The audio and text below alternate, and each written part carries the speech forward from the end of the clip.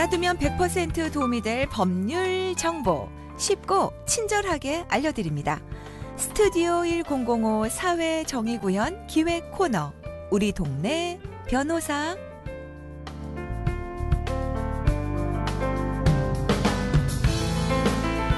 법무법인 법승의 이승우 변호사와 함께합니다. 변호사님 안녕하세요. 네, 안녕하세요. 네. 요새 아주 소소한 것들의 법률 문제에 대해서 관심을 많이 갖게 되는 이승우입니다. 네.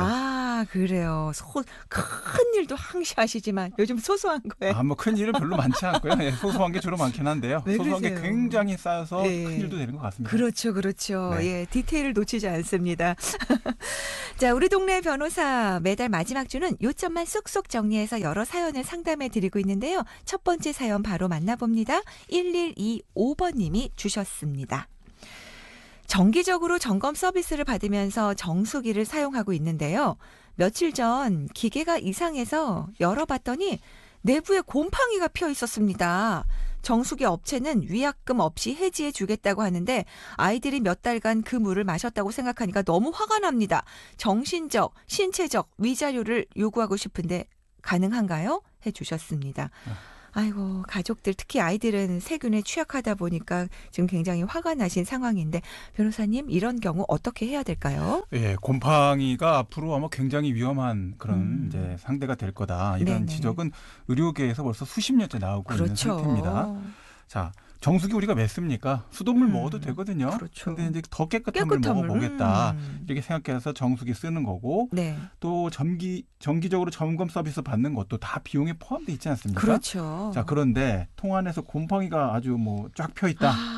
이거는 보는 순간부터 소름이 쫙 돋을 거예요. 네네. 자, 이 경우 신체적 피해를 입었다라는 걸 잘 입증하는 이제 문제가 될 텐데 이제 배상 청구의 문제가 됩니다. 네. 자, 그런데 이제 곰팡이와 관련돼서 우리나라가 조금은 아직 좀 덜 민감한 것 같다. 이런 생각이 좀 드는 부분이 있는데 실제로 아이들 기관지나 또는 장염, 알레르기, 피부 질환 뭐 이런 여러 가지 증상이 나타날 수가 있기 때문에 네네. 곰팡이를 장기간 이제 먹었다라는 이야기를 병원에 가서 이야기를 하시고 네.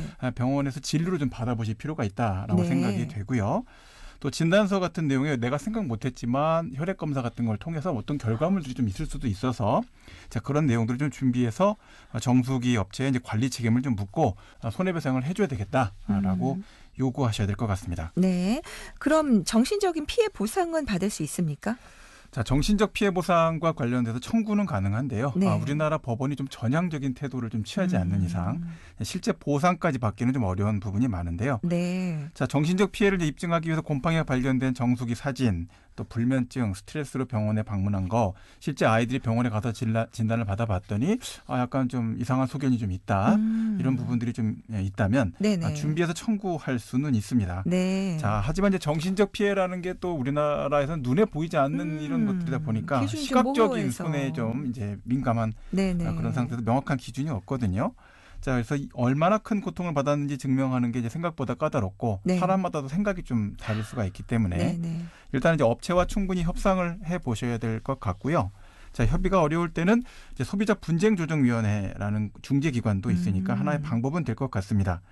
자, 중재라는 것이 이제 좀 도움이 될 수도 있는데 여기도 이제 법원과 달리 약간 전문성이 더 있다. 네. 이 정도이지 절차 자체에 대해서 완벽한 결론에 도달할 수는 없는데 네네. 제 생각에는 이 정수기는 보통 큰 업체들이 관리 책임까지 광고 홍보하고 있는 경우가 많다 보니까 네네. 이런 내용들을 좀 구체적으로 정리하신 형태의 그럼 리뷰를 내가 달아도 되겠느냐 라는 정도까지는 언급하셔도 네. 명예훼손이나 또는 뭐 업무방해, 허위사실 유포의 문제는 되지 않을 것으로 보입니다. 그렇군요. 자, 오늘 말씀이 도움되셨길 바라겠고요. 두 번째 0853번님의 사연 만나봅니다. 얼마 전에 베란다 창틀 공사와 발코니 확장 공사를 각각 다른 업체에서 했습니다. 그런데 창틀 공사가 잘못된 건지 빗물이 스며들면서 마루 색깔이 변색됐어요. 그래서 창틀 시공업체에 하자 보수를 했더니 창틀 누수만 보수를 하겠다고 합니다. 공사를 할 때는 마루가 깔려있지 않았다면서요. 마루에 대한 보상까지는 받을 수가 없을까요? 해주셨네요. 인테리어 공사하고 지금 문제가 생겨서 속상한데 자, 이 경우 어떠세요, 변호사님? 네. 창틀 시공업체 마루 변색 책임 물을 수 있나요? 이거 되게 심각한 상황이 지금 발생된 복잡해서. 것 같은데요. 네네. 창틀 공사를 하고 발코니 확장 공사하는 것도 지금 신경을 많이 쓰셨을 텐데 해놓고 나니까 오히려 뭐 마루, 나무 마루 이런 것들이 또 강화 마루 같은 거 다 깔아놨는데 네. 이게 다 또 습기 노출돼 갖고서는 이제 뒤틀어질 수도 있고 변색됐다 이런 얘기 아닙니까? 네네. 자, 결국 뭐 창틀 시공에 문제가 있을 가능성이 높겠죠. 공기가 통했다고 해서 뭐 이게 뒤틀어지거나 변색될 일은 없고요. 그렇죠. 자, 시공한 업체와 관련돼서 마루가 변한 거다라고 한다면 마루를 일단 시공한 업체로부터 이게 어떤 원인으로 변경이 됐는지를 좀 한번 체크해 보시면 좋을 것 같고, 네. 자, 누수 때문에 마루가 변한 거예요. 이렇게 된다면 그 내용을 좀 이제 확보를 하셔서 마루 변색에 대해서 책임을 좀 물으시면 좋을 것 같습니다. 네. 자, 마루와 관련돼서 창틀과 발코니 확장 공사가 좀 문제가 있어서 결국은 변색이 됐다고 한다면 커피 마시다가 친구 책이랑 친구 옷에 왕창 커피 쏟았는데 그냥 물만 닦아주고 끝낼게. 커피 하나 새로 사줄게. 이러고 끝낼 수 있는 문제는 아니지 않겠습니까?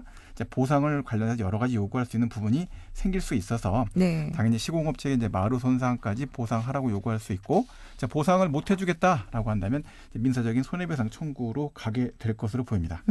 이 손해배상 요구하려면 결국 누수와 마루 손상에 관련이 있다는 걸 증명을 해야 되잖아요. 네, 이제 변호사 다 되신 것 같습니다. 네, 아니, 증명 중요하잖아요. 네, 그렇죠? 그렇습니다. 예. 누수 때문에 마루가 망가졌다 이런 사실관계를 인정하려면 몇 가지 증명이 필요하죠. 예. 자, 누수와 관련된 사진과 영상이 있어서 물이 어디서 들어왔고 마루가 그 물과 누수 때문에 어떻게 변했는지를 꼼꼼하게 찍어둘 필요가 있겠습니다. 네네. 자, 그리고 정상적인 상태에서 시공이 완료된 상태의 마루도 찍혀져 있어야 되겠죠. 네. 예.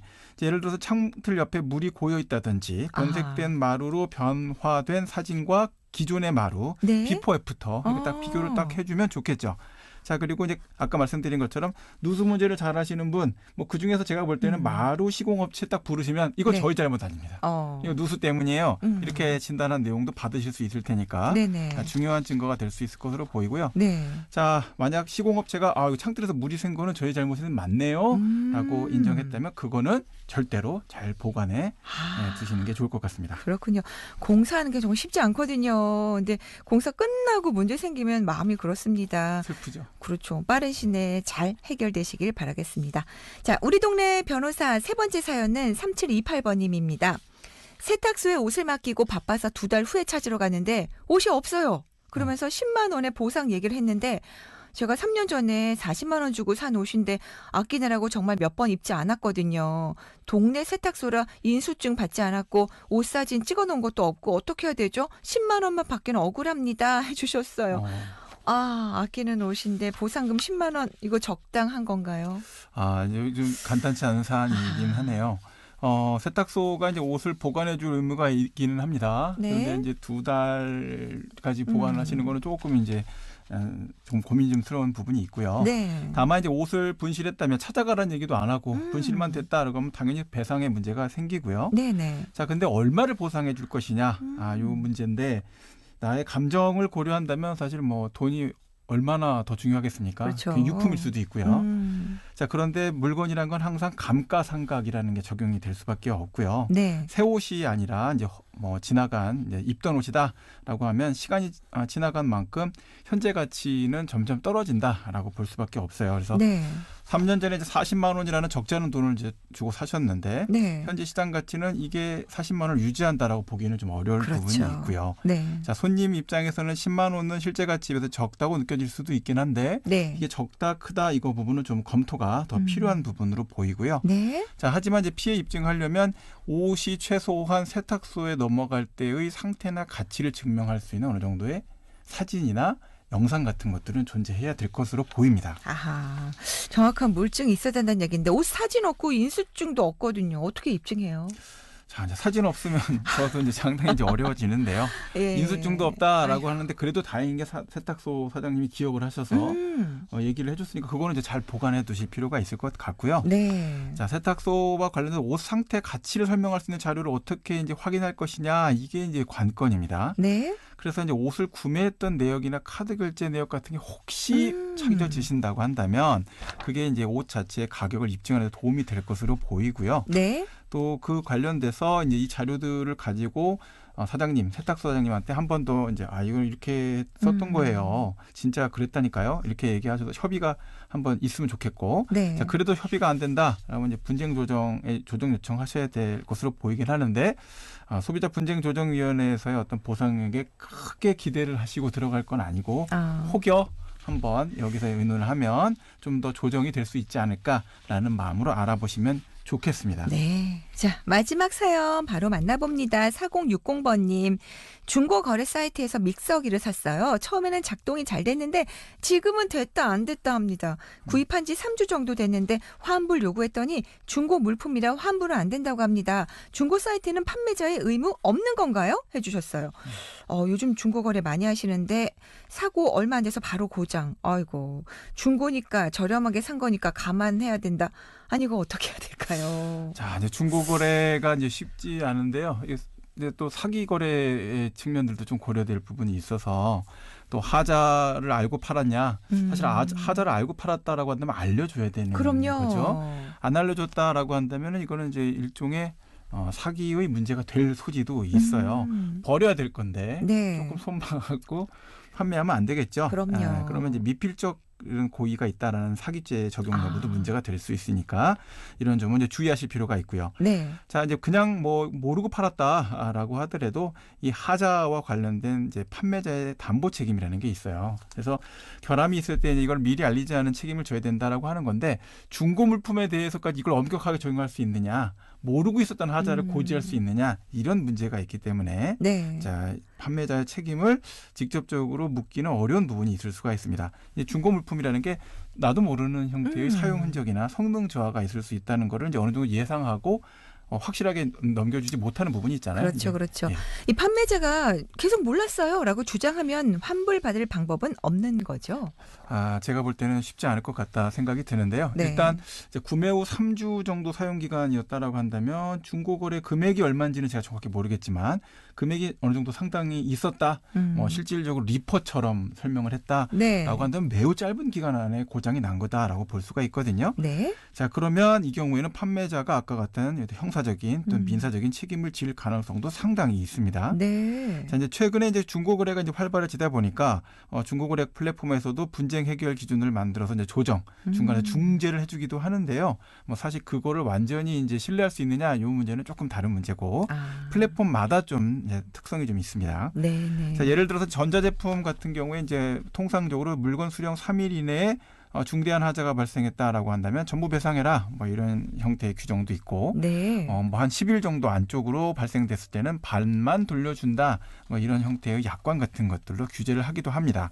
다만 이제 이게 법적 구속력이 막 있는 건 아니고 네. 권고 사항이니까 판매자가 나는 끝까지 못 주겠어요. 그러면 소송하세요 이렇게까지 얘기한다면 소송 형태로 갈 수밖에 없는데 이 부분에 대해서 소송으로 갔을 때 금액이 작기 때문에 네. 사실은 이 이익을 보시기가 좀 쉽지 않은 문제가 있어서 일단 판매자와 최대한 협의를 해보시고 정말 이게 내가 그 정도 금액을 거의 뭐 새 거보다 조금 싸게 샀는데 네. 이런데 뭐 3주도 안 돼서 이게 갑자기 이렇게 됐다 그러면 네. 이건 한 번 정도는 형사적인 문제도 고민해 보시는 게 좋을 것 같습니다. 네. 자, 오늘도 많은 분께 도움이 됐길 바라면서요.